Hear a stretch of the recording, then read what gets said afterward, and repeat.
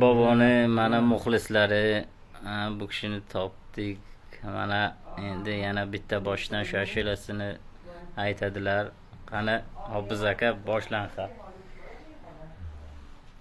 Yıllar saçlarga to'ldirib choq, bugun ajinlarga nazar solibman.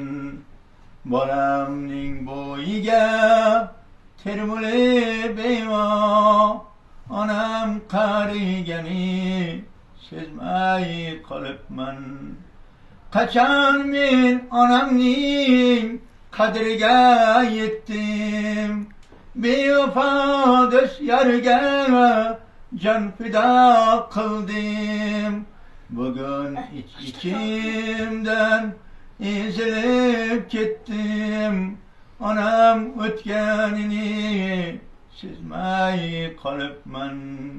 Bugun ichimdan ezilib ketdim, onam o'tganini sezmay qolibman. Dunyoga dunyo deb yugurib yeldim, bormisan sog'indim, kel desa keldim. Duoga qaltirab qo'l ochgach bildim, onam o'tganini sezmay qolibman. Duoga qaltirab qo'l ochgach bildim, onam qarigani sezmay qolibman. Yurakdan quchdimu yuragim pora, meni deb o'zidan kechgan bechora.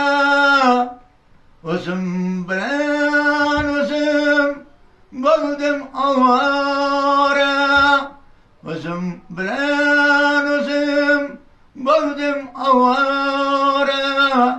Onam qarigani sezmay qolibman. O'zim bilan o'zim bo'ldim ovora, onam o'tganini sezmay qolibman. Onam o'tganini sezmay qolibman. Yashang, rahmat.